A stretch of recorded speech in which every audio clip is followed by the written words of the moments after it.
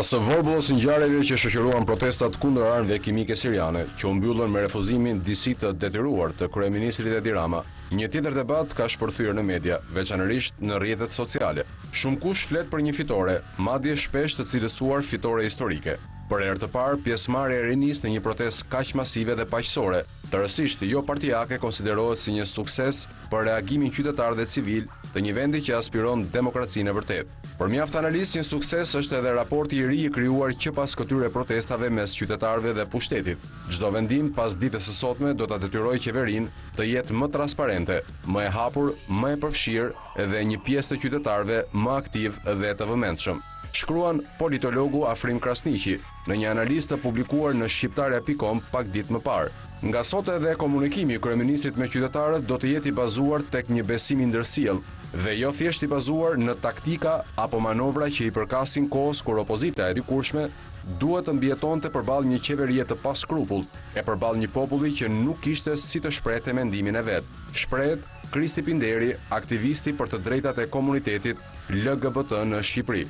Por ai ishte sukses anullimi i këtij projekti për azgjësimin e arsenalit kimik sirian në Shqipëri. Për shumë analistë brenda e jashtë vendit, ky ishte një shans i humbur për Shqipërinë, për të treguar jo vetëm me fjalë, por edhe me fakte të qenit aleat strategjik i Shteteve të Bashkuara të Amerikës në rajon dhe në luftën për paqe, por edhe për të forcuar pozitën e saj në të gjithë arenën ndërkombëtare. Shumë folëm për një përgjegjësi dhe detyrim që Shqipëria kishte si antare e NATO-s, antare e Organizatës së Kombeve të Bashkuara dhe për detyrimet ndaj Shteteve të Bashkuara të Amerikës si aleati më i madh i këtij vendi të vogël ballkanik, që ka dhënë një kontribut të jashtëzakonshëm jo vetëm për Shqipërinë, por për të gjithë shqiptarët, nëse kemi parasysh rolin e tyre në çështjen e Kosovës. Shumë madje folën edhe për rrezikun e një çarje të marrëdhënieve mes së dy vendeve. Dhe në fakt, edhe ambasadori amerikan Arvizu një ditë përpara vendimit do të shprehë se Shtetet e Bashkuara të Amerikës do të mbeteshin të zhgënjyra nga një refuzim i Tiranës. Për më tepër, protesta përpara ambasadës amerikane u cilësua dhe si një tentativë anti-amerikanizmi në Shqipëri, e njohur si vendi më pro-amerikan në botë. Por ka edhe nga ata që e kundërshtojnë tërësisht të tezë, duke argumentuar se kjo jo e Shqipërisë, që bëri jehon e bujë në mbar botën, nënkupton një ridimensionim të marrëdhënies sonë me Shtetet e Bashkuara të Amerikës, sepse aleati ynë dëshiron forcimin e demokracisë në Shqipëri, dhe kjo jo ishte pikërisht një shenjë forte e demokracisë. Qeveria respektoi vullnetin e popullit, por të popullit apo të protestuesve, është pyetja që shtrojnë shumë njerëz. A mos duhet ta kishim shtruar këtë çështje në mënyrë më institucionale, të mos i mohonim askujt të drejtën për të shprehur mendimin, mbase nëpërmjet votës, pasi autoritetet të na kishin informuar plotësisht dhe në mënyrë transparente për këtë proces, rreziqet dhe përfitimet e tij. I mbetet kohës për të treguar nëse zgjidhja që u përcaktua nga rrethanat, pra reagimi i fortë i qytetarëve, ishte ai më i miri.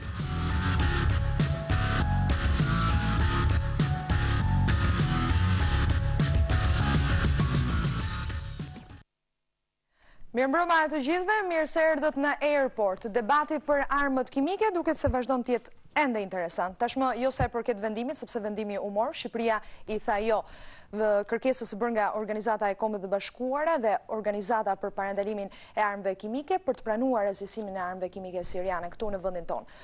Por pikërisht kjo jo ka lindur, ka shkaktuar shumë polemika, debate. Shumë thonë që fituam shumë, që protestat ishin një moment historik, një fitore veçante edhe i jashtëzakonshme, shoqërisë civile, i qytetarëve, ndërkaq ka të tjerë që thonë që humbëm një shans të madh. Çfarë fituam dhe çfarë humbëm? Pikërisht do të diskutojmë këtë sonde me panelin e të ftuarve që u prezantoj më njëherë. Zoti Roland Bimo, diplomat i mirënjohur dhe mbi gjitha për koincidencë, pavarësisht se kur ju ftova nuk e dija këtë, e pranoj, ka qenë përfaqësues i Shqipërisë në organizatën për parandalimin e armëve kimike, apo jo? Mirëmbrëma, mirë se erdhët në Airport. Faleminderit luftesën. 2006-2009. 2006-2009. Endri Xhafo, gazetar. Mirëmbrëma. Kënaqësi që të kam në Airport. Sevin Serjani dhe Ervin Qafmolla, që të dy aktivist. Faleminderit. Mirëmbrëma, mirë se erdhët. Megjithëse Ervin Qafmolla jam e sigurt që të njohin edhe si gazetar. Nuk jam aq i famshëm. Nuk ja që famshëm. Kam përshtypjen që të kanë lexuar. Gjithsesi, këtu të kam ftuar si aktivist, je organizuar bashkë me aktivistët e tjerë jo vetëm në këtë protestë, por edhe në protestat e mëparshme që janë bërë kundër importit të mbetjeve. Edhe ke patur një zë goxha të fortë, edhe prandaj dhe të ftova, do doja edhe mendimin tënd. E nisim me çfarë fituam, fituam një protestë, fituam një reagim qytetar që në fakt për herë të parë, të paktën unë po flas për atë çka thuhet edhe do doja argumentin apo kundër argumentin tuaj. Një reagim qytetar që nuk ishte ndodhur ndonjëherë, një reagim jo partijak, se është thënë jo politik, por që duhet jemi të kujdesshëm, jo partijak, domethënë sepse protesta kam përshtypjen është politike në vetvete, por jo partijak. Kësaj here u tham partive politike jo, kjo është protesta e qytetarëve. Është kjo vërtet një fitore historike? Po ju e nis me ju të dy sepse ju ishit ndër organizatorët e protestës. Atëherë, normalisht unë jam shprehur edhe pas protestës së 15 nëntorit që ka qenë një protestë historike për vetëm arsyeën e faktit që populli më në fund reagoi. Në 23 vjet demokraci ka pas shumë problematike që lidheshin drejt për drejt dhe me jetën e qytetarit, por ama këto kanë qenë protestat të vazhdimsi kanë qenë të iniciuar nga partitë politike.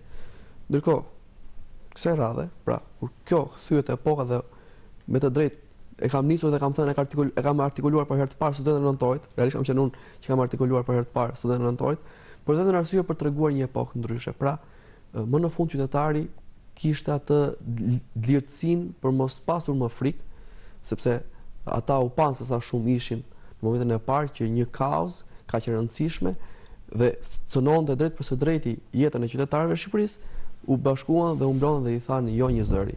Kjo është një epokë ndryshe dhe unë personalisht po mundohem dhe do jem gjithmonë në tratativa për ta mbajtur këtë frymë që u krijuar, për mos u zbutur kjo frymë që u krijuar, sepse është e nevojshme që të ketë kurdoherë një reagim qytetar për shumë çështje, si çështjet e jetës apo dhe çështje të tjera që në bazë komunitetit na bashkon. Pra, është një fitore absolute e qytetarisë shqiptare. Unë një detaj doja. Kush është pjesa më e rëndësishme e kësaj fitore, që nuk e hedh poshtë askush natyrisht, e kësaj fitore? Është numri i madh i pjesëmarrësve që morën pjesë në protestë, fakti që u zhvillua shumë paqësore dhe pas një incident, apo fakti që nuk u lejua asnjë politikan të bëjë pjesë apo më thojnë zat të një ullos të opozitë dhe protestën, më falni. Kush është themi që besoj që më rëndësishme do ishte, nëse mund të merrë një alternativë të katërt, ishte fakti që njerëzit gjetën besim ke vetja dhe tjetri mbas shumë kohësh. Pra vazhdimisht ka qenë një qasje të themi deri diku demoralizuese që gënjen mendja për këtë, gënjen mendja për atë. Në Shqipëri nuk ndodh asgjë, kështu e ka Shqipëria etj. Ndoshta që një moment njerëzit kuptuan që ndoshta ata vetë janë Shqipëria, ata janë vendi i tyre. Dhe besoj që kjo lloj ndjeshmërie erdhi për faktin që edhe po të bëhemi pak ironik dhe themi që në çdo rrethant tjetër do thonin ju gënjen mendja, ndoshta shumë njerëz i gënjeti mendja dhe duke qenë që u bën gjithë bashkë i gënjeti mendja, ata ndryshuan realitetin. Pra, fitoria më e madhe unë besoj lidhej me faktin që njerëzit vullnetin e tyre e transformuan në rast konkret ishte një jo, teknikisht, po e transformuan në një rezultat konkret.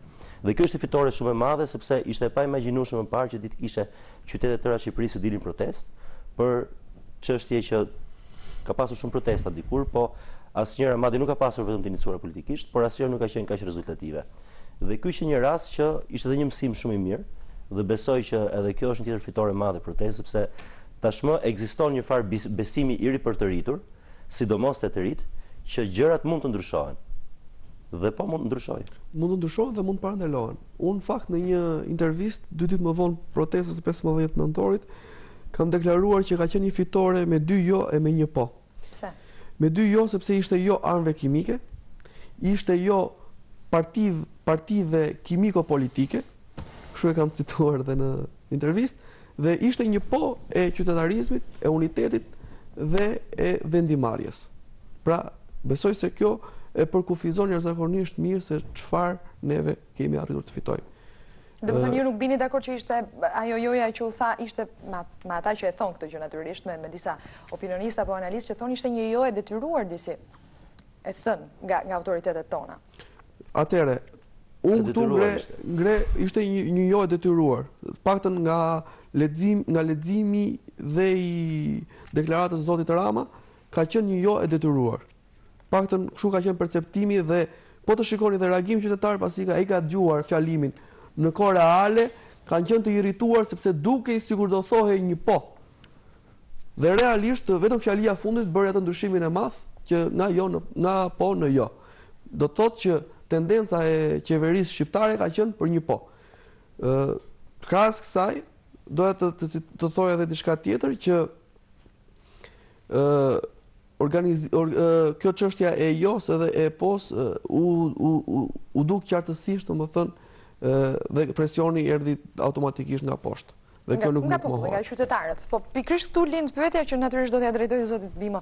Është kjo një fitore historike se kjo joja nëse është e detyruar, unë nuk dua të paragjykoj askënd, gjithmonë i referohem analizave të shumta që bëhen edhe debatave të shumta që bëhen në këto momente pas vendimit të marrë. Po nëse kjo ishte një jo e detyruar, a i vum ne autoritetet tona në vështirësi përballë Shtetet Bashkuara të Amerikës? Qofse mund ta vazhdoj fare shkurt një opinion lidhur me protestat, kam përshtypjen që vërtet ishte një ngjarje historike, nga mënyra si u zhvilluan dhe efekti që patën. Dhe ndoshta, unë besoj për vete, po kam përshtypjen që edhe gjithmonë më shumë do vi duke u forcuar këtë lloj opinioni që ishte momenti tamam që Shqipëria politikisht po rilind.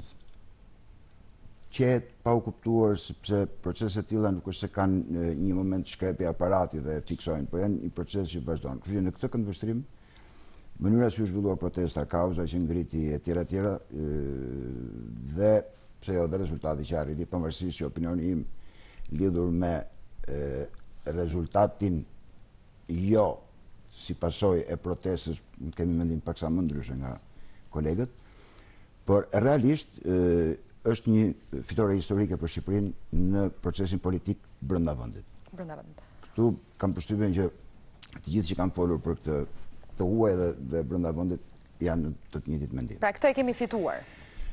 Problemi themelor për mua ka qenë që Shqipëria kishte një shans që nga konsumatori i sigurisë ndërkombëtare, siç ka qenë deri në të kaluarën jo të largët, kishte mundësinë që të kthehesh një kontributor neto. Ne kemi filluar, jemi dhe në rajon, jemi dhe në Afganistan dhe në Irak etj. Pra jemi një vend që kontribojmë për sigurinë ndërkombëtare, për paqen, si aleat të Shtetet Bashkuara apo dhe si antar të NATO-s. Por ky ishte vërtet një moment madhor në të cilin neve vërtet mund të spikasim me një kontribut shumë të çmuar për gjithë globin dhe në mënyrë të veçantë të rrisim prestigjin tonë. Problemi është që synimi për të cilën duhet bërë përpjekja, gradualisht u kthye në të kundërtën e vet. Sepse protestat brenda, mënyra si u trajtua nga media, por jo vetëm media brenda vendit, po edhe media e huaj, gjithmonë më tepër po e shoqërizonte këtë iniciativë apo këtë barë që mund të merrte përsipër Shqipëria me varfërinë, me ndotjen, me servilizmin etj.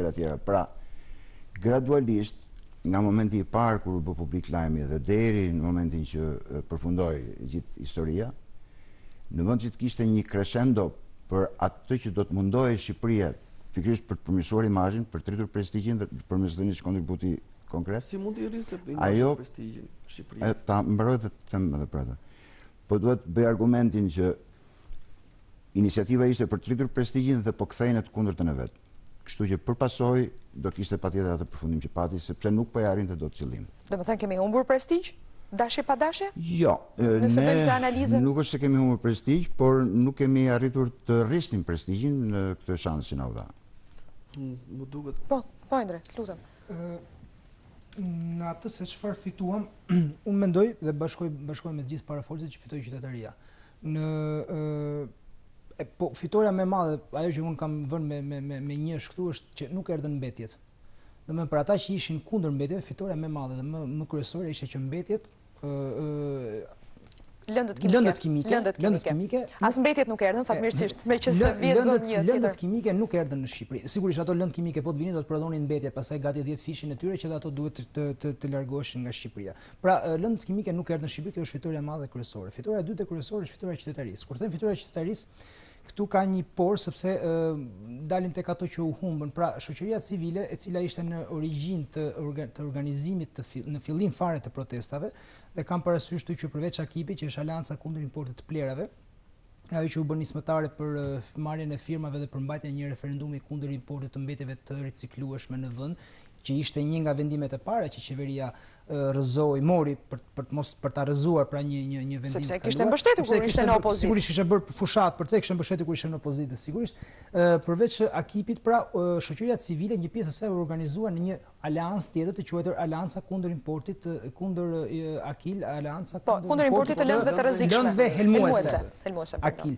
Kështu që mirë po, të dyja këto nuk arritën dot të bashkohen dhe kjo mund të jetë le të themi një humbje për arsye të tyre të brendshme që nuk është momenti ndoshta t'i analizojmë, nuk arritën dot të bashkohen dhe kjo është ndoshta një nga humbjet e shoqërisë civile, por kjo humbje e shoqërisë civile solli në fakt një fitore të qytetarisë në kuptimin më të gjerë të fjalës, sepse të dyja këto lëvizje u te kaluan në një moment gati 2 ditë përpara se të merren vendimi, u te kaluan nga qytetarët dhe këtu pati një rol shumë të madh rrjetet sociale, Facebooku, fjalët e thëna pasaparola vesh në vesh, pra gjithë kjo frym krijoi një psikozë qytetarie shumë më të madhe se sa organizatorët e fillimit të protestës. Pra këto janë 2 momente, pra nuk erdhen armët, lëndët kimike, fitoi qytetaria, sepse ka dhe një gjë, më fal, ajo që desha të them është ne për fat keq jemi një vend ku nuk kemi sindikata të fuqishme, të cilat mund të organizojnë lëvizje, pra të formëzojnë opinionin publik duke organizuar protesta apo manifestime që mbajnë një qëndrim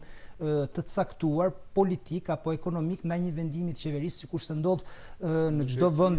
Po doja të thoja Francë, Itali, po mos shkojmë aq lart, shojmë Greqinë që kemi vend fqinjë dhe që kemi marr si shembull shpesh për gjëra të këqija, po që nga Greqia mund marrim shumë mirë leksione qytetarie të institucionalizimit të mendimit qytetar. Dhe ajo që për mua është shumë e rëndësishme në rastin konkret dhe këtu ndoshta zoti Bimo mund të më kundërshtoj ose mund të kemi një diskutim sepse nuk shkon shumë në të njëjtën linjë që zoti Bimo tha, është emancipimi vis-a-vis Shtetet Bashkuara të Amerikës, pra kundrejt Shtetet Bashkuara të Amerikës. Ky emancipim kundrejt Shtetet Bashkuara të Amerikës që mund të kishte ardhur edhe nga klasa politike shqiptare, sepse vjen një moment që edhe klasa politike shqiptare dhe kam përshtypjen se amerikanët janë më të ndërgjegjshëm se sa ne, që do vi një ditë që do të ketë raste të tilla kur ne ti themi jo Shtetet Bashkuara të Amerikës do të jenë më të shpeshta. Mbase nga që ishte joja e parë, ambasadori amerikan Arvizu në një intervistë që ka dhënë për javshme në java që deri nesër e ka thënë vetë këtë gjë. Shqipëria do të bëhet antar i Bashkimit Evropian një ditë. Dhe rastet të tilla do të jenë më të shpeshta. Po sepse ka disa politika që bien ndesh, politika të Bashkimit Evropian me Shtetet Bashkuara të Amerikës. Sigurisht neve deri më sot për shkak edhe të një marrëdhënie ksenofilie, pra adhurimi të çdo gjëje që është e huaj, që e kemi jo vetëm kundrejt amerikanëve, por kundrejt çdo të huaj që është në këtë vend, neve ka Shtetet Bashkuara të Amerikës jemi treguar më të gatshëm se sa çmeritonin situata të caktuara apo të ndryshme. Gatishmërinë e kemi treguar dhe sigurisht kemi menduar dhe kemi vlerësuar se jemi në një borxh historik me ta, duke shkuar që në kohën e presidentit Wilson dhe refuzimit të famshëm që ai bëri gjithë traktateve të luftës. Disa detyrime besoj që kemi gjithsesi. Domethënë kjo duhet kanuar. Kam një mendim timin këtu, do të përpiqem ta them shumë shpejt, pra kemi këtë, kemi rastin e mbështetjes që dhan luftën kundër komunizmit në përpjekjet e fundit vitet 90-91 dhe rimëkëmbjen e një Shqipërie. Kemi rastin e luftës Kosovës. Kemi, po edhe kjo ka një por nga mbrapa, zoti Bimo e di më mirë se unë, sepse ata u shtrënguan për shkak të zhvillimeve në Kosovë, që të ndryrin Kosovë, sepse për amerikanët lufta e Kosova ishte një çështje e mbyllur me marrëveshjen e Daytonit, demokratizimi një Serbie të antare të Bashkimit Evropian, do sillte edhe rregullimet që po kjo mos kalojmë. Pra në një moment të caktuar, pra ideja është edhe NATO në 2009. Pra kur domethënë marrëdhëniet administrative nuk janë marrëdhënie si midis njerëzve me marrëdhënie emocionale brenda. Ka arsye shtetërore, arsye kombëtare, arsye strategjike. Na kanë përkuar me Shtetet Bashkuara të Amerikës. Sigurisht nuk them që duhet të jemi mos mirënjohës. U kemi treguar besoj mirënjohjen me angazhimin ton në NATO, në Afganistan, në trupat në Afganistan, në Irak, u kemi treguar angazhimin tonë edhe me mujahidinët, edhe me ujgurët që i kemi pritur. Po pra, pse nuk protestuam neve për ujgurët? Pse nuk protestuam neve për mujahidinët? Ishte një gjë, atje nuk ishte përse të protestueshin, një gjë mëse njerëzore, janë disa njerëz cilët dhe aty nuk kishte arsye. Këtu kam përshtypje se kishte arsye.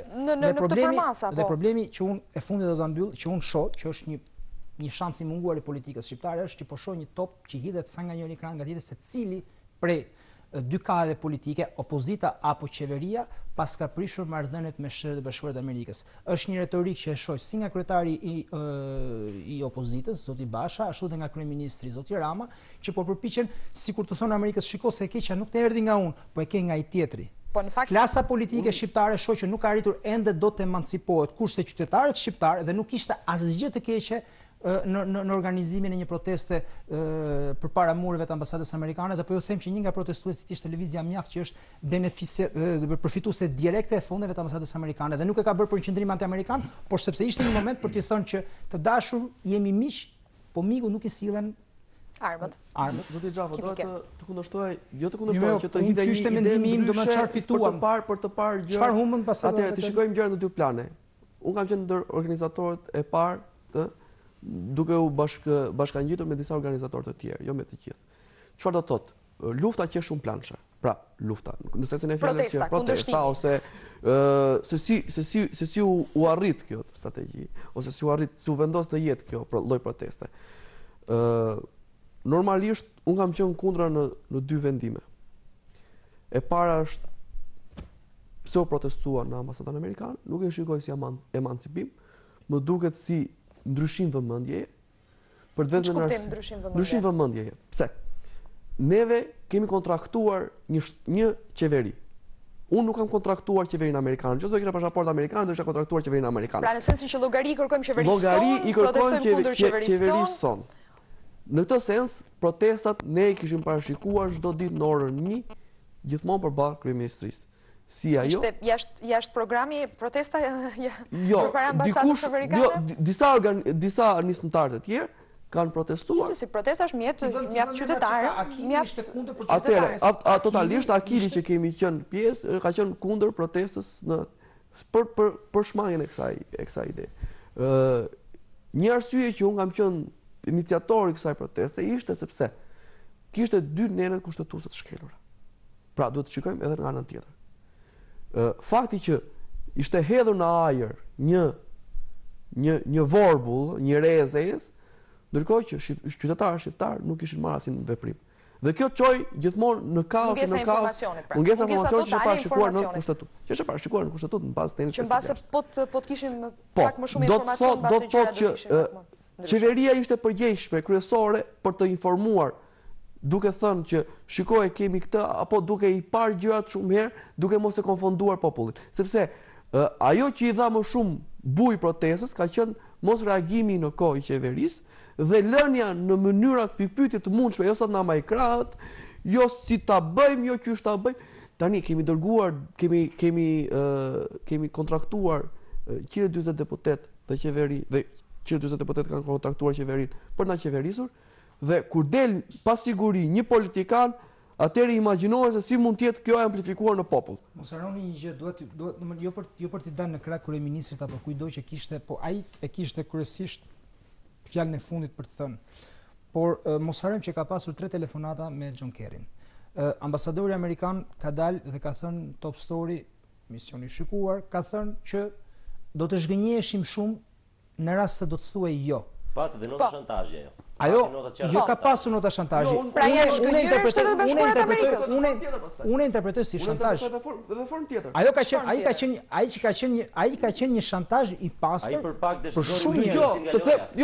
ja të marr të bëjmë avallin.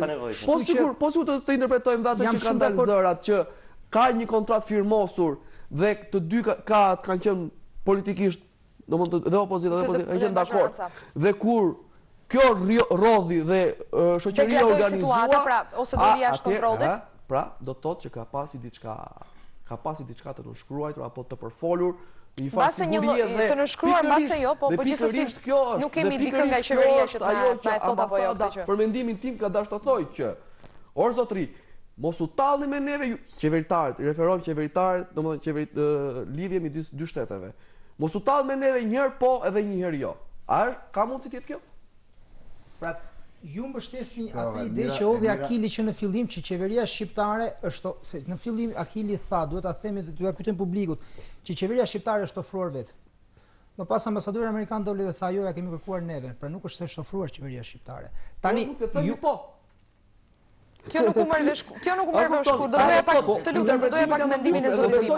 Ama hedh dot interpretimin tim. Nuk është çështje interpretimi, unë lexoj se ç'thot kryeministri. Kryeministri ka dalë dhe ka thënë që kanë pasur më dyshjet e mia dhe unë kam pasur binet brendshme. Qafmolla për shembull di fare mirë, kam thënë, kam një përshtypje se ai njeri për kryeministrin është i pasigurt në vetvete.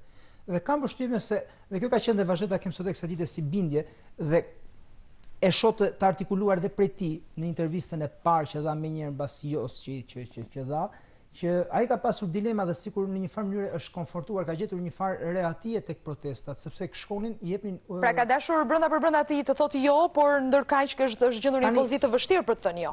Dhe protestat dhanë argumentin më të fortë për të thënë jo. Ai thotë se mendonte që Shqipëria do Çka më duket se mos e logjike. Kryeministri thot, po të marrim mota mos se çfarë thot që do të Shqipëria do dilte më fort nga kjo, sepse disa prej kushteve që ai kërkoi, siç ishte largimi i mbetjeve që krijoheshin i atyre 31 pikave që ekzistojnë në vend.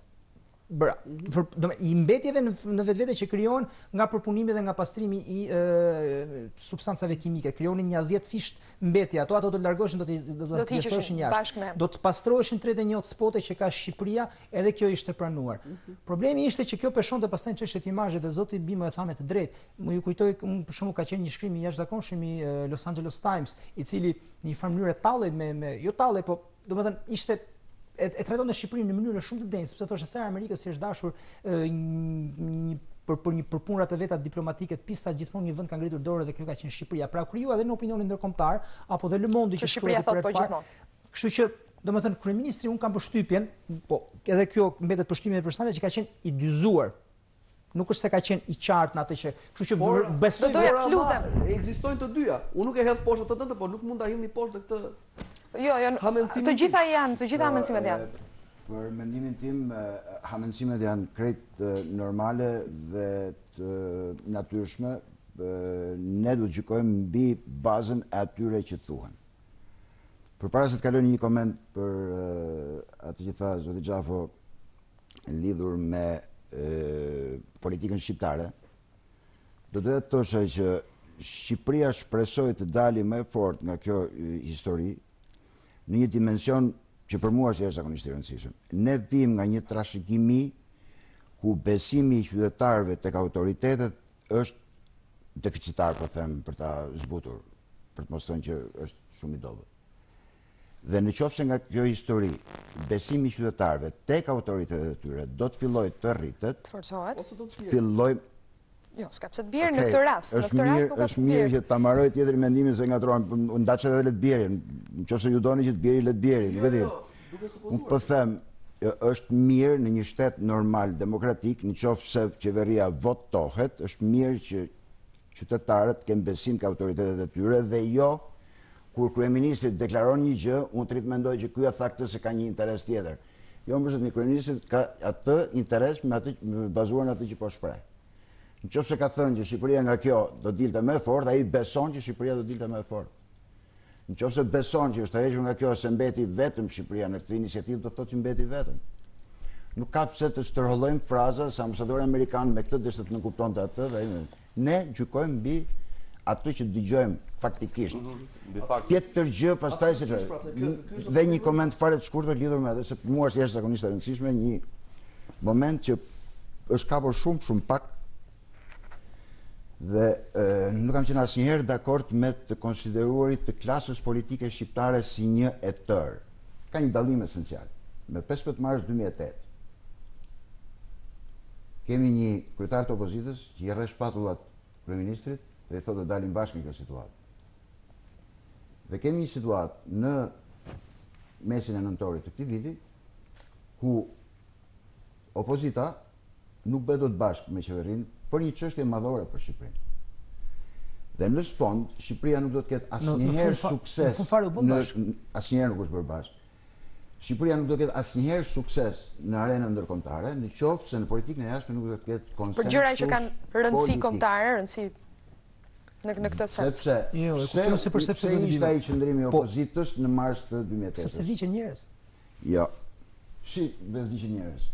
Dhe thotë donte për ta shfrytzuar për interesat e partes të pjesës, ne ishim prag të ndarësimit NATO. Nuk kishim luksin Edhe i mbështet opozita. Antarësimi i NATO erdhi eksaktësisht një vit më vonë dhe opozita më njëherë pas rrahjes shpatullave. Të lutem shumë, ftesa për të antarësuar në NATO është e 1 prillit 2008. Absolutisht. Pastaj jemi antarësuar në 2009, por ftesa ka qenë 2 javë përpara se të Pra është dukur çudi që u antarësuam gjatë një vit mbrapa, më duk si juve mund të kundërshtoni gjitha gjërat. Por unë po them që qëndrimi i opozitës në atë kohë nuk ishte të shfrytëzonte një moment vështirësie të qeverisë për interesat veta politike, por u bashkuar rreth një kauze që kishte të bënte me integrimin. Po kur bëri marshimin. E bëri u bashkua me u bëri marshimin. Okej, protestat e 21 qoftë se për cilat protesta ke fjalë? Për protestën e Gërdecit. Të Gërdecit. Në Nuk e devion diskutimin nga Po pra, mos dalim nga diskutimi. Unë po them që Shqipëria në politikën e jashtme duhet ketë konsensus maksimal. Për çështje që kanë rëndësi. Bien dakord, dhe unë jam shumë dakord. Jo, duhet ketë, është vërtet duhet ketë. Deri tani nuk ka. Dhe po thash edhe një herë që po jap një lloj reagimi ndaj asaj që tha zoti Xhafo, lidhur me të konsideruar e klasës politike si një e tërë, si një e tillë. Jo, unë e kisha në raport. Sepse dhe në raport me protestën, ne shikojmë qëndrim tjetër nga kjo qeverinë në krahasim me qeveritë që kanë qenë më përpara, apo jo? Absolutisht po. Ju më besoj më kuptuat, më fal që unë nuk e kam zakon ti ndërpres tjerë u flasin, por besoj se më kuptuat ose po ja them edhe një herë dhe ju dhe teleshikuesve, unë e kisha në raport që klasa politike ka me të huaj. Jo në raport me çështje të caktuara, sepse Gërdeci ishte një çështje të caktuar. Armët e Sirisë ishin çështje të caktuara. Kam thjesht në raport me një marrëdhënie deri diku servilizmi që gjithë klasa politike shqiptare, qoftë në opozitë, kanë pasur me të huajt, unë përmenda termin ksenofili. Dhe me Shtetet e Bashkuara në mënyrë më të veçantë.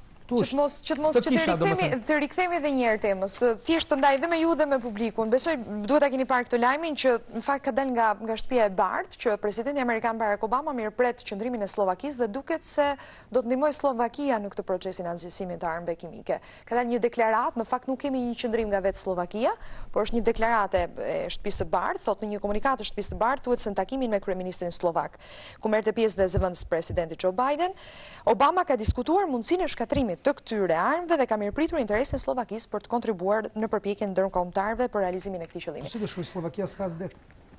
Këtë nuk di të ta them, këtë nuk di të ta them. Ndërkaq që zoti Walker tha është duhet të ketë det, pra duhet të kenë afërsinë në det dhe mundësi varet se si do të kontribuojë Slovakia dhe jam kurioze se si do zhvillohen ngjarjet në Slovaki nëse do ketë një reagim nga qytetarët.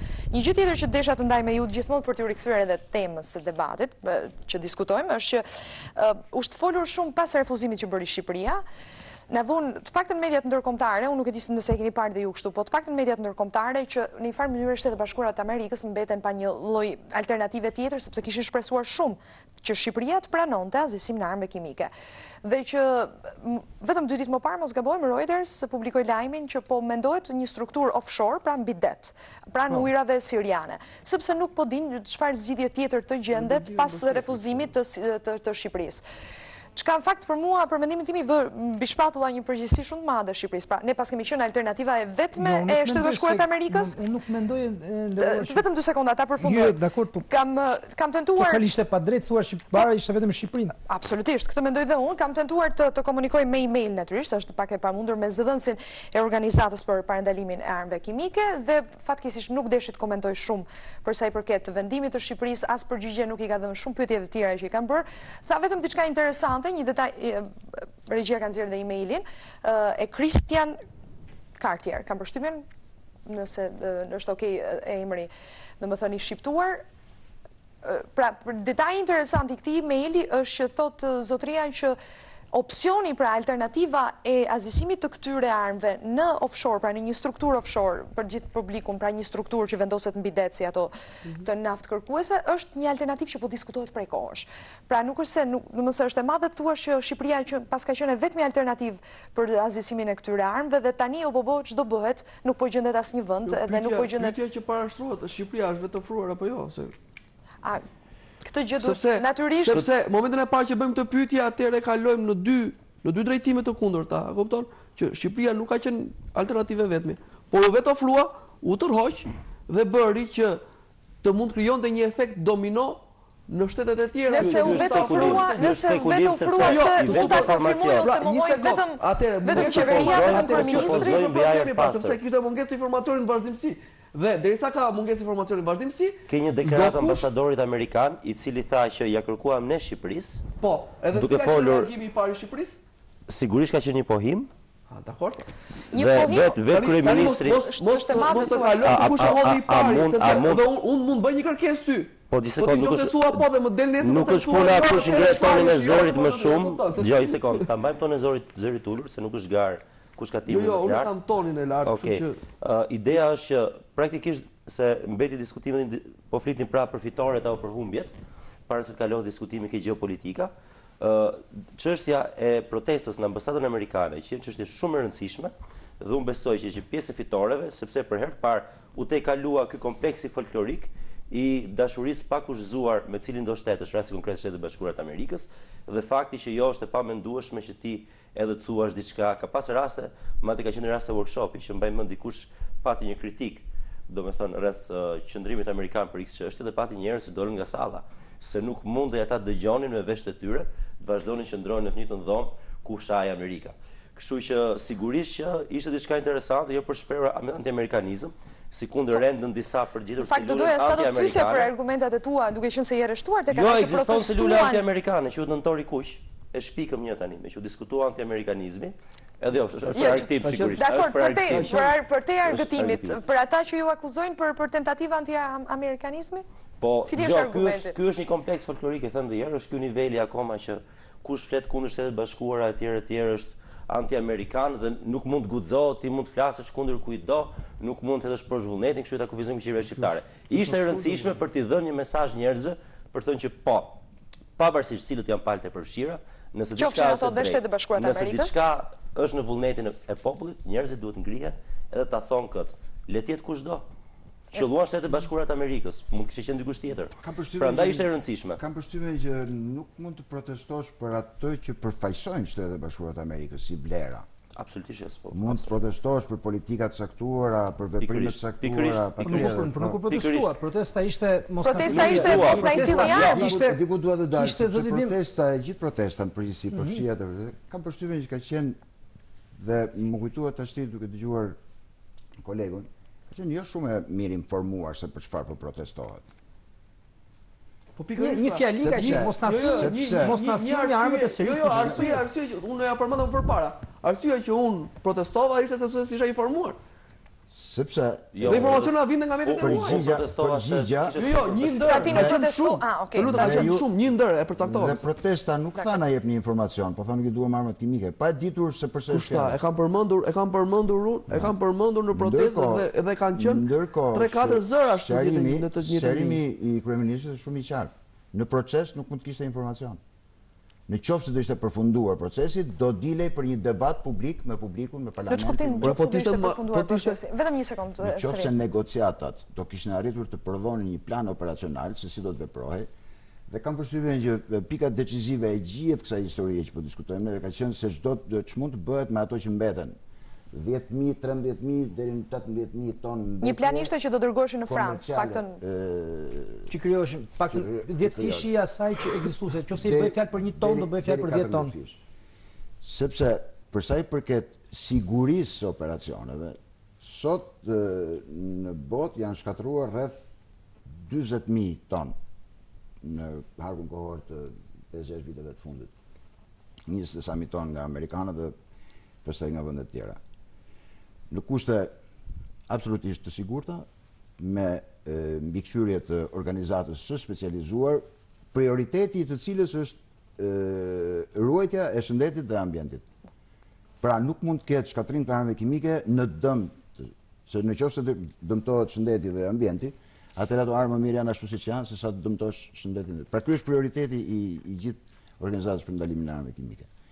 Në rastin e protestës, qofsha gabuar, por nuk është se ka pasur një informacion të saktë se çfarë po ndodh. Atëherë duhet pranonim një po, që ishte në proces, vetëm për faktin nuk shtrohet pyetja, nuk shtrohet çështja. Do të vjen shtrohet çështja atë. Që në qoftë se ishte lënë kohë negociatave të prodhonin një plan operacional, i cili do të debatohej. Do të bëjmë një pyetje. Nuk është përgjegjësia e qeverisë shqiptare, sepse e gjitha ka qenë taken by events, ka pasur një përshpejtim të gjithë zhvillimeve, dhe në fakt nuk është lënë koha e mjaftueshme dhe nga ata që kanë kërkuar këtë operacion, apo dhe nga organizata, nuk është lënë koha e mjaftueshme për bërë një plan dhe për t'i dalë publikut me një plan. Që bëj një pyetje, më fal. Një nga vendet i cili ishte shumë implikuar dhe madje çuditërisht si rrallë ndonjëherë për paktën për sa e njoh unë, Franca, me një president, me një qeveri të majt, ishte gati të ndërhynte atë ku një qeveri e djathtë e Jacques Chirac nuk e bëri, pra Jacques Chirac refuzoi luftën në Irak, ata ishin gati dhe ishin shumë partizan të një ndërhyrje ushtarake në Siri. Franca, e cila ishte e implikuar që në momentin e parë edhe me ndërhyrjet ushtarake, me gjithë. Pse nuk e mori Franca? Një vend i cili ka centrale bërthamore, i cili ka armë kimike, i cili ka infrastrukturë aeroportuale, rrugore, gjitha për të bërë qoftë mbritjen e tyre, qoftë ekzekutimin e tyre dhe gjitha. Kjo është një pyetje që ja bëj se jeni diplomat edhe $1 milion sepse po këtë pyetje vetëm një përgjigje është prapë pyetje. Këtë pyetje po pse Franca? Jo, Franca sepse ishte po pse jo Shqipëria? Franca sepse ishte një vend i implikuar. Shtetet e Bashkuara të Amerikës, publiku nëse nuk e di po ju themi, publiku Shtetet e Bashkuara të Amerikës nuk mund ta bëjë sepse kanë një ligj të tyre që i pengon ata të importojnë armë të kimike për të shkatruar në territorin e tyre. Përveç kësaj, në këtë konflikt janë në palën kundërshtare, ndërkaq që Rusia është në palën. Pra, në një farë mënyrë janë gjithsesi Franca për shembull ishte një vend i implikuar. Dhe është një nga vendet i cili është investuar politikisht, diplomatikisht. Edhe Shqipëria ka miratuar rezoluta kundër asaj çka po ndodh në Siri, kundër regjimit të Asad, Shqipëria nuk ka as rrugët për të bërë transport të sigurt, për t'i dërguar në një bazë ushtarake afër portit, nuk ka as portet të cilët mund t'i vendosin sitet e shkatrimit afër porteve, pra i mungon infrastruktura. Dakor? Avantazhi vetëm që mund nxirnim, në qoftë se mund ta nxirnim këtë, po unë besoj, jam i prirur të besoj kryeministit të pikë sepse nuk ka arsye të gënjej, është pastrimi i atyre hotspoteve nga të njëjtët specialistë, nga më të mirët mbas mbarimit të këtij procesi. Por kur vjen puna, pra, domethënë unë artikuloj këtu një pyetje që e kam unë, po që besoj që ishin shumë njerëz që merrnin pjesë, sepse ju thatë nuk e dinin. Nuk dinin, po ama i bënin këtë pyetje vetes. Pse Shqipëria? Këtë pyetje kemi diskutuar. Dhe kjo është pyetje që ka bërë kryeministri. Pse Shqipëria dhe kur në këtë moment ti thua pse kush, po kush tjetër? Po ja, Belgjika që tha jo. Po ja, Norvegjia që tha jo. Po ja, Franca që tha jo. Shiko, kushtet nuk janë, por dhe unë nuk jam ekspert. Po logjika e do që ata që e kërkuan këtë gjë i kishin marrë parasysh shumë gjëra, kam përshtypjen. Ata që e kërkuan dhe ofruan ndihmën dhe ekspertizën tyre. Unë kam përshtypjen, duke lexuar pak, zoti Bimo është diplomat karriere dhe mund të më kundërshtoj ose mund të më mbështes në këtë që po them, po duke lexuar ato që e kanë thënë tek zëri i Amerikës, dy diplomatë amerikanë, duke thënë se çka thënë Jan Brzezinski për shembull, shikoni se çfarë logjike. Më dole në shteg. Le ta ndjekim kronikën, e kam përgatitur materialin, po materialin. Regjia materialin me të dy ish zyrtarët amerikanë. Që ti dëgjojmë edhe ishin të dy shumë interesant, ka qenë vetëm një ditë më parë, kështu që. Për të ishte një shans i humbur, por nuk do të ketë impakt në marrëdhënie dypalëshe me Shtetet e Bashkuara të Amerikës. Të këtij mendimi janë ish ambasadori i Shteteve të Bashkuara në NATO, Kurt Volker, dhe ish zëvendës ndihmës sekretari amerikan i mbrojtjes, Jan Brzezinski, të cilët në një intervistë për Zërin e Amerikës analizuan si u menaxhua ky proces. Brzezinski jep dhe arsyet sepse refuzimi i Shqipërisë është një mundësi e çuar dëm. Është një shans i humbur sepse një vend si Shqipëria nuk e ka çdo ditë rastin që të thellojë dhe forcojë marrëdhëniet e saj në mënyrë të konsiderueshme me një vend si Shtetet e Bashkuara. Nëse do që të gëzosh më shumë fryte nga një marrëdhënie, duhet të kontribuosh më shumë. Shprehet Jan Brzezinski në fjalën e tij, ndërsa thekson se vendimi i Shqipërisë nuk do dëmtojë marrëdhëniet dypalëshe. Të njëjtin mendim ndan dhe Kurt Volker, teksa shprehet se kjo nuk ka të bëjë fare me marrëdhëniet mes Shteteve të Bashkuara të Amerikës dhe Shqipërisë. Çështja është se çdo të bëjmë armët kimike. Ne të gjithë shpresonim që Shqipëria të ishte në një pozicion të tillë që të ndihmonte me këtë problem, dhe nëse nuk e bën dot, kjo nuk ka të bëjë me marrëdhëniet mes dy vendeve. Sipas Brzezinskit, intensiteti i kontakteve të Washingtonit me kryeministrin shqiptar Edi Rama tregon se Shtetet e Bashkuara të Amerikës ishin në pritje të një përgjigjeje pozitive nga ana e tij. Qeveria amerikane kishte shpresa të forta se Shqipëria do të pranonte të ofronte burimet dhe territorin për shkatrimin e këtyre armëve. Pra jemi në situatën kur procesit, strategjit për eliminimin e këtyre armëve u mungon një element shumë specifik dhe konkret, ku dhe si do të shkatrohen ato. Pra padyshim që ky është një hap mbrapa në procesin për shkatrimin e armëve kimike. Zoti Volker dhe zoti Brzezinski e hedhin poshtë perceptimin se Shqipërisë mund të ishte kërkuar ky bashkëpunim, pasi Shtetet e Bashkuara kanë bërë shumë për shqiptarët historikisht, apo sepse është vend i dobët. Sipas tyre, arsyeja pse u zot Shqipëria ka të bëjë më shumë me faktin se Shqipëria është një vend aleat, kishte mundësinë e ekzekutimit dhe një qeveri me vullnetin e mirë. Ja të kemi rikthyer pikërisht ajo që po thoje Endri. Jan Brezhinski, mos gabohem? Jo, që e dëgjuam dhe në kronik. Pra nuk është një shans i humbur, thot ai, sepse një vend si Shqipëria nuk e ka çdo ditë rastin që të thellojë dhe të forcojë marrëdhëniet e saj në mënyrë të konsiderueshme me një vend si Shtetet e Bashkuara. Nëse do që të gëzosh më shumë fryte nga një marrëdhënie, duhet të kontribuosh më shumë. Po ne nuk i kemi goxha të forta marrëdhëniet me Shtetet e Bashkuara të Amerikës? Unë sinqerisht nuk e pranoj dot një arsyetim të tillë. Arsyetimi shumë i dobët është edhe folklorik. Ky është folklorik si arsyetim se Shqipëria pas ka humbur shansin e radhës star absolutisht. Po mbasi i portoi 200 terroristë mirë, se dallimi kthehesh luftëtar lirie, kryeterroristi i keq terrorist, terroristi i mirë është luftëtar lirie. Po flet për mujahedinët. Po. Pra, ne po bëhemi dita ditës, se është edhe kjo një perspektive drejt për tu parë, koshi i plerave i efekteve anësore të gjeopolitikës botërore. Pra, kudo ku ka një fërkim mes boshteve të ndryshme, atëherë kemi ca ujgur ku t'i çojmë, kemi këta terroristët që janë terroristë mirë se nga ana jon. Ku t'i çojmë, na dolën ca plera mangut, ku t'i çojmë, dhe ky ka qenë një shqetësim real edhe në Washington, nga biseda që kemi pasur me diplomat huaj, cilët thonin që në Washington shihet me problematikë, sepse Shqipëria ndoshta mund shihet si një vend që u bë ka koshi plerave dhe shpërblehet për devotshmërinë e saj në këtë mënyrë.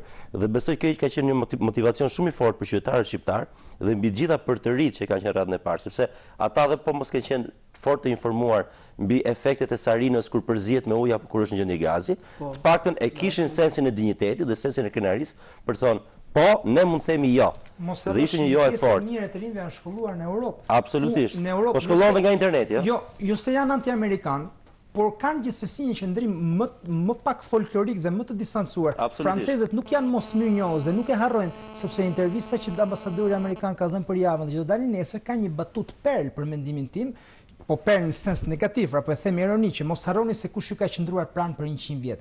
Mirënjohja për të gjitha gjërat që ke bërë dhe të thonit jo në një moment caktuar, nuk do të thotë se ti je mosmirënjohës. Kur ka pasur takimin e parë Charles de Gaulle me Nixonin i ka thënë një shprehje, zoti ambasador besoj ka dëgjuar, i ka thënë, e di zoti presidenti tha që jeni anti-amerikanë, dhe De Gaulle me një ftohtësi të akullt i ka thënë, nuk jam anti-amerikan, jam thjesht pro-francez. Kështu që në këtë rast ne ishim pro-shqiptar. Ne në këtë rast u treguam pro-shqiptar dhe dalë tek ajo që thash, emancipimi pra i rinisë më shumë se sa i klasës politike shqiptare. Do doja e mendimin zoti Vino. Kemi të bëjmë me shprehjen e cituar nga intervista në Java, mos harroni që kemi bërë 100 vjet. Kush ju ka qëndruar pranë? Kush ju ka qëndruar pranë 100 vjet dhe me zë dhe me figurë në vazhdimsi qoftë Guiders, qoftë ambasadori Arvizu, me ton të ngadalësuar, kanë thënë nuk na keni asnjë borxh. Kur neve përfaqësuesit tanë politik shumë drejt fat juve shfaqin servilizma që ju kemi borxhet, kështu çlirimi i Kosovës apo ku diun etj. Ata janë me zë dhe me figurë që kanë thënë nuk na keni asnjë borxh. Atëherë le të themi që Arvizu ka bërë një deklaratë emocionale në fund të mandatit të tij. Ajo që lexova unë ishte nxjerr nga teksti, ishte shkurtuar. Do të shoh të gjithë intervistën. Sigurisht edhe unë jam shumë dakord dhe nesër. Do të shoh të gjithë intervistën që të mund të gjykoj realisht se çfarë ka thënë.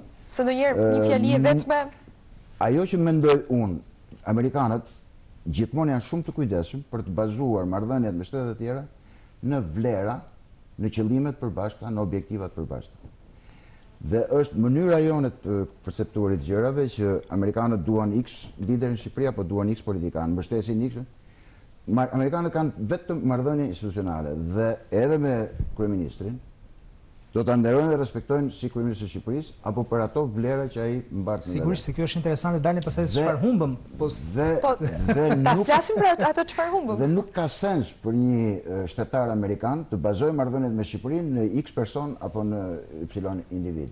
Sidomos sot. Duke mbetur në kushtet e sotme. Kur përshtypjen që historikisht që nga fillimi i demokracisë në Shqipëri në thënjin. Po pra, fillimi i demokracisë. Pra pyetja çfarë humbëm. Fillimi i demokracisë gjë është diku nga mesi Më falni që po ju ndërpres diskutimin tuaj, thjesht që të dalim, duke vetur tek ajo çfarë humbëm. A humbëm vallë mundësinë për t'u dhënë të gjithë të drejtën të shprehin mendimin e tyre nëse ishin pro apo kundër armëve kimike, sepse ata që dolën dhe ishin goxha në numër, absolutisht ata që dolën në protestë, por nuk ishte gjithë populli shqiptar. A humbëm mundësinë që ta çonim këtë çështje në mënyrë institucionale në parlament ose në një referendum? A ishte joja e të gjithë shqiptarëve? Shumë mirë që nuk shkojnë në parlament, shumë mirë që nuk kishte kohë për referendum. Dhe kam përshtypjen se në këtë mënyrë i hoq një siklet parlamentit, se aty pastaj do i ka heqë një siklet shumë të madh politik. Po të mendosh domethënë që ministrat e kabinetit apo deputet të grupit parlamentar socialist dolën kundër. Tani, se kur dolën, sepse kryeministri tha që e kisha marrë vendimin 24 orë përpara se të artikulonte për publikun shqiptar. Tani, kur Ben Blushi apo ministrat Nasip Naço apo Lefter Koka, kur dolën kundër, e dinën apo nuk e dinin qëndrimin e kryeministrit, kjo është çështje diskutim tjetër. Po, gjithsesi mendoj, unë po të kisha qenë deputet i grupit parlamentar socialist, do kisha pasur një siklet shumë të madh në rast se çfarë do të ardhur në parlament. Po sigurisht, sepse një radh parë është një detyrimi që ka çdo deputet ka shi grupit parlamentar, sepse tek e fundit partitë e grupit parlamentare janë bashkime të lira vullnetare të njerëzve të lirë, por që tek e fundit kanë një minimum detyrimi politik për grupin të cilit i përket. Detyrim ndaj elektoratit vjen përpara, kam përshtypjen. Dhe me këtë sistem nuk e ke aq me elektoratin sa ke me partinë, domethënë, po kështu që jo është një siklet politik parlamentit mendoj unë, në rastin konkret. Unë nuk e di. Plus të fillojë loja telefonave në parlament. Sepse si kundër Daja, po e quajmë, doli edhe shantazhoi live televizor publik, do i kishte pasur më kollaj të merresh telefon secili prej atyre deputetëve, më figurative po them, dhe shantazhi do ishte disi më personal. Dhe besoj do ishte teori konspiracioni, po them në mënyrë metaforike të gjithën këtë. Sa të kanë akuzuar për ca gjëra, kështu që tani po i shton. Po i pohojmë gjithë. Po i shton më shumë. Po dalim jashtë dollapit, si thon. Dhe do kishte qenë më kollaj që të shantazhohej parlamenti, se sa të bëjë një shantazh në këtë formë, sepse unë them që bëri shumë mirë, bëri nder të madh ambasadori Arvizu, që doli në atë formë dhe bëri atë lloj shantazhi, sepse besoj që nuk kontriboi fare, përkundërzi pati efekt kundërt, që shqiptarët ndiheshin më pak motivuar dilin protesta se ja na që kanë nxehur ambasadori. Them nuk ndikoi fare. Si kundër bëri nder shumë të madh që bashkëkryetarët e Partisë Demokratike erdhën të dy në protestë dhe u përzunë vetëm me gishta apo dhe lëkura portokalli, madje edhe pati të goditë me çakmak diku. Kështu që ka pasur ca incidente të vogla që unë them fatmirësisht i dhanë më shumë hof protestës. Po dalin tek po i thesh prapë çfarë fituan dhe çfarë humbëm, domethënë. Absolutisht po. Ajo është tema e debatit. Ajo është tema e debatit. Nuk është geopolitikë. Unë thjesht për konfirmim se e kanë thënë shumë, nuk besoj që kemi humbur dhe kemi një problem me marrëdhëniet tona me Shtetet Bashkuara të Amerikës tani. Besoj a ka humbur absolutisht. Zoti Bimo e ka. Dhe unë nuk ka pse të nxjerr domethënie nga deklarata publike që janë shumë qarta, ambasadori, zotërin nga Amerika, vetë kryeministri e tjerë janë me zë dhe me figurë që kanë thënë që nuk ka cënim të marrëdhënieve dhe mbase këto gjëra nuk deklaron dhe shiqare, zoti Bimo. Unë të paktën kam lexuar disa gjëra, thonë njerëzit pasojat për ata që i dinë marrëdhëniet ndërkombëtare duhet i dinë mirë që ka pasoja. Sepse shumë thellë brenda nesh fle ende dyshimi në çdo gjë që dëgjojmë dhe në çdo gjë që na thuhet që ka të bëjë me autoritetet dhe me politikanët. Ne mundohemi të lexojmë atë që nuk ekziston. Ndërkohë që gjithë ekuacioni është shumë i thjeshtë. Natyrisht ishte një shans që ti të rrisje prestigjin, sipas gjykimit tim. Kaloi, iku, jeta vazhdon. Kryeministri do jetë i respektuar dhe i nderuar si kryeministri i Shqipërisë. Shqipëria ka atë pozicion që ka në raport me Shtetet Bashkuara të Amerikës. Populli shqiptar ka atë kondicion. Më e madhja çka humbën. Pra, ky shans për të rritur ne prestigjin e Shqipërisë në arenën ndërkombëtare. Unë gjykoj që ishte një shans për të rritur. Ajo që do doja unë të llogarisja në humbje fitim, nuk po di si të ndaj tamam, do ishte një, po ngacmoj ndoshta folën e grenzave pak sa, mediat që për mendimin tim edhe në këtë rast do t'ju pyesja për këtë në fund në dimensionin edukativ. Do me thënë, media shqiptare, në analizën time, është shumë e dhënë mbas informimit, është shumë e dhënë mbas analizës politike, por është deficiente në raport me edukimin. Dhe edhe sot e kësaj dite, ndoshta është detyre qeverisë ta bëjë më brapa, por nuk ka një analizë të mirëfillt se çfarë do ndodhte nëse do bëj ai lloj procesi. Nëse do ndodhte ai lloj procesi. Ku janë ta specialistë? Po kush do fliste? Specialistët kanë ardhur, të paktën ish specialistë i kurshëm kanë folur, kanë shpjeguar se si. Kemi shkatëruar vërtet 16 tona apo 19 tonë në 2005-2007. Ne kemi 80 tonë që pritet të largohen ose BE kërkon 250.000 euro për të larguar. Jo, sigurisht janë mbetje toksike, kimike që kanë mbetur nga industria, nuk kanë të bëjnë me armatimin. Unë besoj që të paktën në këto 10 vitet e fundit ushtria të ketë një lloj inventari dhe ta di tamam, se nëse ka akoma me ndonjë depo që nuk e din, pastaj edhe këto artistë me det. Kështu Po në 2003 ne identifikuam 16 deri në 19 ton, të cilat përsëri me parat amerikanëve u arriti u shkatruan. Dhe ajo që po shikoja përpara se dija këtu, më bëri shumë përshtypje që e gjithë operacioni ishte shqiptar, amerikan, gjerman, zviceran. Dhe në një moment caktuar edhe me bashkëpunimin italian dhe të grekë. Kështu që në ndërmarrje të tilla, ti nuk futesh dot vetëm. Dhe po i kthema se aty ku e nisa, që nëse Shqipëria u la vetëm, padyshim që konkluzioni do ishte ky që ishte. Pse u la vetëm? A nuk të ndoni se ju thoni që Shqipëria humbi në prestigj? Nuk bini pak në kundërshtim me vetën kur sepse ju vetë keni e bët në fillim konstatimin që u krijua jo vetëm shtypin shqiptar, domun për këtu ju mbështet edhe është konstatimi i përbashkët neve gjithë që jemi këtu, që pati një jehon negative te shtypi ndërkombëtar. Pra tek e fundit nëse Shqipëria do ta kishte pranuar, nga do anonte, nga cili do anonte peshorja, nga prestigji që thoni ju vis-a-vis me Shtetet Bashkuara, me Francën, me antarët e NATO-s, me organizatën e Kombeve Bashkuara që merret me armët kimike, apo në raport me komplet opinionin publik ndërkombëtar, që shiko paska Shqipëria, vendi që gjithmonë i ka thënë jo ky kosh plerash, pranoi tek kësaj radhe. Sepse edhe jashtë, edhe në vende si Franca, Italia, Hollanda që keni qenë ju publiku, nuk është se në përgjithësi hyn edhe mediat atje që përpiqen edhe bëjnë më mirë rolin edukues se sa këtu te ne, dhe do t'ju shpjegojnë pak se nuk e bëjnë ne sa duhet se fuzë veten këtu, po dhe atje nuk është se thellohen shumë. Tani, unë për këtë do t'ju pyesja për këtë rolit të medias. Kritik në pikpamje të prestigjit dhe të imazhit, momenti i parë i fillimit punës, por përfundimi i punës do ishte shumë. Na fatgjat thonë ju do të. Pra, ju e keni tek procesi që të shpjegoj se çfarë do ndodhte nëse do kryej ky proces i azjesimit në Shqipëri. Të paktën me djenin time, gjithsesi edhe Endri edhe Qafmolla bashkë me Serianin mund të ma thonë, ka patur me 10 emisione në për media të ndryshme që kanë qenë ekspertë të dikurshëm që kanë marrë pjesë në azjesimin e këtyre anëve që kanë folur, sepse natyrisht nuk është gazetari që flet për këto gjëra, natyrisht janë ekspertët. Janë ftuar, janë folur, të paktën këtu në një report është publikuar dhe një video ekskluzive e përdorimit të gazit sarin të shumë vite më përpara dhe të pasojave të tij tek emisioni Urbanika. Unë këtë doja t'ju pyesja. Ka një gjë unë, po. Ku është kritika ndaj medias? Do të vetëm ka një gjë shumë shkurt për media. Do doja ta dijen, ka një gjë në punën tonë të përditshme.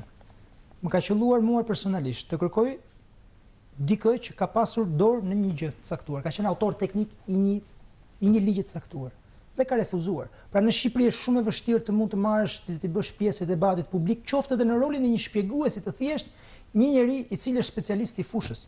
Është e vështirë kjo në lëmin e jurisprudencës, shumë e vështirë, ju mund t'ju them edhe jashtë emisioni për kë person që është shumë e çuditshëm, dhe aq më e vështirë sepse çështja është a kemi ne specialistë, ne kemi hequr armë kimike tona të viteve 60, po mos harrojmë që janë prodhime në gjithë këtë debat, politika nuk do të ishte pjesëmarrëse. Unë besoj që është vështirësi objektive, por dhe këta që kanë dalë kanë qenë të pa dëgjuar, sepse më duket se duhet ta kishe bërë, ju e thatë vetë, po kësaj duhet t'i mshoj që ishte qeveria ajo që duhet bënte më mirë rolin edukues, didaktik në raport me publikun. Këtë po thosha që aq më tepër që në gjithë këtë debat politika mungoi totalisht. I ka pas duart e lidhura. Domethënë askush nga politika nuk do të fliste, të shpjegonte, të thoshte diçka lidhur me këtë. Duket duart e lidhura momentin e parë që ti ke pas, domethënë, çfarë ndodh? Data 15 ka qenë deadline-i, dita e fundit e vendosjes. E premtja. Që do të thotë ka qenë një kohë shumë herë më e gjatë se sa 8 ditë protest. Dakor? Dhe për këtë jemi gjithëkohësisht. Po deri para 8 ditësh ose deri para 10 ditësh mos gaboj, kur ka qenë seminari i parë që ka bërë Akipi, apo jo, është vërtet. Nuk besoj se ka ngelur në 10 ditët e fundit të jepësh kjo zgjidhje. Pra ka pas një kohë shumë herë më të madhe që qeveria nuk e ka shfrytzuar, qoftë për pon, qoftë për jon. Dhe këtu është absolutisht faj totalisht i qeverisë. Ke tjetra, do kemi reputacion ndryshe. Zoti Xhafa e tha shumë mirë. Reputacionin shqiptar në momentin e parë që neve do pranonim ato lëndë kimike, të armëve kimike, atëherë këtu Shqipëria transformohej në një opsion goxha më i favoritshëm për shumë gjëra të tjera që ne nuk i dimë se çfarë qysh tek. Pra do të thotë, Ka qenë një mungesë totale informacioni dhe kjo. Po kjo mungesë totale informacioni është ajo që ka thotë ka përshtypjen zoti Mimo që ndërsa ne nuk ishim djeni mbase procesi do ishte i sigurt dhe nuk do kishte asnjë problem. Procesi është 100% i sigurt. Po sigurisht kjo nuk po diskutohet në Shqipëri, çfarë diskutohet? Nuk diskutohet nëse është 5% i sigurt, 10% i sigurt, 90% i sigurt, 99% i sigurt apo 99.9% i sigurt. Sepse mund të jetë edhe 99.9% i sigurt, por ama çfarë ndodh në qoftë se ekziston ajo 0.1-shi, që normalisht ekziston, ndodh që katastrofa në Shqipëri është e madhe për burimet e saj ujore, për vendin që ishte ky diskutim është te kaluar se ky ka qenë diskutimi që është bërë gjatë protestës. Domethënë është kaluar si pjesë kjo. Mos i kthehemi pra. Në qoftë se është 0.1, supozojmë 0.1. Po, harroj që jeton në Shqipëri. Po. Dhe sot po shkove me në qoftë se Zot më dal nga shtëpia fare. Jo, është me 0.1. Ai shumë përqindja. Mos harxojmë këto minutat e fundit duke diskutuar. Nëse do duhen 2 minuta për ta bërë një argument. Në tekstet e diplomacisë amerikane flitet për një mënyrë se si veprojnë autoritetet amerikane lidhur me çështjet e politikës, në mënyrë të veçantë politikës, jashtme kur kanë opinionin publik kundra. Nuk është faj i politikës, po është faj i opinionit publik. Dhe futen një fushat të organizuar dhe të mirë organizuar nga qeveria që të ndryshoj opinionin publik. Setting, të impostoj setting ndërkohë që të vazhdoj politika. Çka u bë me luftën në Irak? Nuk besoj. Luftën në Kosovë do thoya që është në rastin ton kur Bill Clinton i doli përpara një hartë të vogël e tha shikoni, tha Kosova është një vend i vogël, jetojnë 1 milion muslimanë etj, po ja shpjegoi, bëri një punë të tillë. Nuk besoj që qeveria shqiptare i ka dhe mundësit, po unë dyshoj për aq sa kuptoj që ka dhe intencionin që të punojë në këtë mënyrë, që kur politika është jo në përputhje me vullnetin e opinionit publik, të manipulojë opinionin publik. Nuk e ka këtë intencion. Qëllim domethënë. Nuk e ka. Po dhe mundësit kanë përshtypjen. Përveç qëllimit. Ishte shpikje e mrekullueshme nëse pikërisht kjo qeveri, punë tjetër e kanë bërë keq apo kanë bërë mirë, po pikërisht kjo qeveri pa pritur të vendosi, e di si është puna, ne kemi shumë pushtet. Nuk e duam këtë pushtetin. Nuk e duam këtë pushtetin mediatik, këto kapacitetet e marrëdhënies publikun që ne kemi, madje i kemi blerë dhe shtrejt në mënyrë metaforike, se nuk e dim sa janë paguar në kesh apo jo. Nuk do i përdorim fare, do na duam thjesht për imazhin ton si vend i bukur turistik, edhe për të bërë lobbying e shtetit, po kur asnjëherë për mbi popullin ton. Do ishte i përjashtim i madh, do ishte vetëm me qeveri moderne kohëve të fundit, nga këto që kemi njohur, përveç në një rasti, siç mund të ishte Islanda apo në një rast tjetër më idilik, po që do shija domethënë do doja shumë një botë ideale, një univers paralel po ndodhte. Po dyshoj shumë që pikërisht kjo qeveri që është përfolur shpeshherë që ka pikërisht marrëdhënie publiku si pikën e saj të fortë, edhe pse kjo është bërë deri diku batutë. Në këtë pikë çeloj. Në këtë pikë nuk ishte kohë. Nuk ishte kohë të bënte asgjë.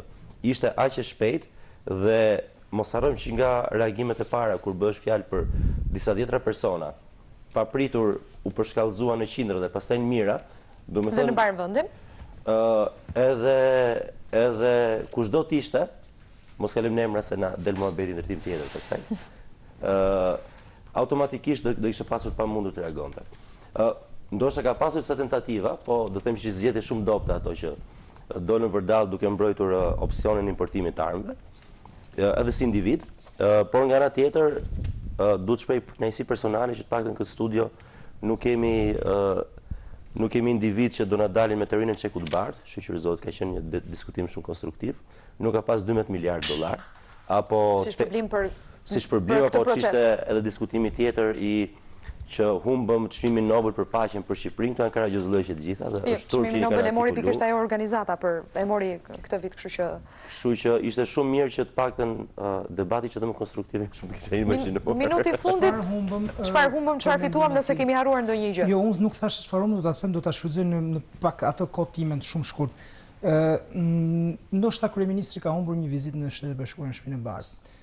I pyetur për këtë i kryeministri e anashkaloi, kurse i pyetur 2 herë ambasadori amerikan, ju përgjigj gazetarit, më bën habi se sa informacion paske. Jam i pyetur të besoj që një jo angazhim eksplicit, po diçka ka ekzistuar në atë letrën e famshme të Barack Obamas që thuhet se i ka ardhur kryeministrit shqiptar. Kjo mund të jetë ndoshta humbje. Tani, në rast se amerikanët do të kapnin me inat çështjen e Shqipërisë, ju kujtoj frazën e famshme e lëm Rusinë, e falim Gjermaninë dhe të ndëshkojmë frazë e Condoleezza Rice në rastin e luftës së Irakut dhe ndëshkojmë Francën, kundër Francës ndërmorën një fushat shumë të madhe lufte tregtare duke bojkotuar produkte franceze e më gjërë. Po kaq se më shumë se kaq nuk kanë se ku shkojnë sepse janë vende partnerë që kanë nevojë për njëri tjetrin dhe çdo agravim i mëtejshëm është materialisht i pamundur. Në rastin e Shqipërisë mund të ndodhte Ervin Qafmolla për shembull, si një gazetar që është marrë me çështje ekonomisë, mund ta di që mund të bënin fare mirë 2-3 paper të 2-3 dokumente të Fundit Monetar Ndërkombëtar, ku mbajnë 25% të votave që është minoriteti bllokues i çdo vendimi që mund të marrë FMN-ja, të bënin 2-3 paper dhe të thonin për shembull të flisnin për borxhin tepër të lartë që Shqipëria ka në këto momente në raport me produktin e brendshëm bruto apo parashikime për ekonominë dhe këtu do të na dëmtonin. Por unë nuk mendoj, sepse përmenda Jan Brzezinskin, po Jan Brzezinski më pas në atë gjë që thoshte, pavarësisht se nuk na pëlqeu mënyra sepse mënyra si e tha, thotë Amerikanët vlerësojnë tek Shqipëria dhe besoj ambasadori bie dakord në këtë pikë, vlerësojnë partnerin që kanë. Dhe nuk besoj se ata do t'i lejonin vetes, kështu që domethënë çfarë fituam janë imediate dhe duken. Çfarë humbëm do duket na fat më të gjatë, pak më vonë nëse kemi humbur apo nuk kemi humbur gjë, sepse unë nuk ndaj qëndrimin e ambasadorit që të fitonin në prestigj. Kjo është mendimi im personal. Kështu që duke e lënë më njëherë prestigjin, them se çfarë do të humbim mbetet për tu parë. Pra kjo mund të ishte një mënyrë dhe ata nuk do të harrojnë dhe ata nuk e harrojnë se prandaj edhe unë kam thënë mbetet për tu parë nëse ishte mirë apo jo. I duhet kujtuar publikut shqiptar që kur u miratuan Traktati i Romës për gjykatën ndërkombëtare, penale ndërkombëtare, Shqipëria ishte nga të paktat vende që nuk miratoi një nen që do të i lejonte ekstradimin e ushtarakëve amerikanë të akuzuar për këtë luftë drejt kësaj gjykate. Dhe ja kërkoi Shtetet Bashkuara të Amerikës shumë vendeve, përfshirë dhe Kroacinë, të cilën më pas në 2009 bashkë me ne antar të bashkimit, antar të NATO-s. Kroacia i tha jo, do mbaj qendrimin që mbajti zyrtar Bashkimi Evropian, kurse Shqipëria mbajti qendrimin që ka Amerika. Ky ishte një rast që e kujtova bashkë me ujgurët, bashkë me mujahidinët, bashkë me po Shqipëria ka qenë shumë pro Amerikës. Ata nuk besoj se kanë interes që të humbin dhe jo të thellojnë, po të lindin një anti-amerikanizëm në Shqipëri. Me fjalët e vetë amerikanëve, Shqipëria është eksportues neto i stabilitetit rajon, me fjalët e vetë amerikanëve. Kështu që dhe në po të heqim Shqipërinë si alternativë, kush do ishte? Greqia, Serbia, absolutisht, Maqedonia, Bullgaria, kush do ishte?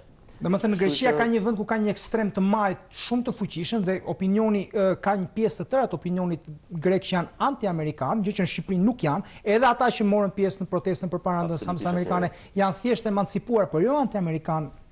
Mund të kenë qëndrime diametralisht të kundërta me ambasadorit dhe të kenë rezerva ndaj këtij ambasadori që po largohet. Po kjo nuk i bën ata anti-amerikan, kështu që nuk besoj se do të Pra pavarësisht gjithë këtyre ne jemi aleati i tyre më i madh në rajon. Jo, ne jemi, problemi është si na shohin ata, sepse po pra në këndvështrimin e tyre po flas. Në rast se do të humbim do të gjithë prej atyre. E kuptoj, nuk vetëm ambasadori tha që ishte emancipimi dhe protesta. Edhe pas një kohë shumë të gjatë, paktën ky është mendimi im që humbje Shqipëria nuk humbi as edhe një gjë.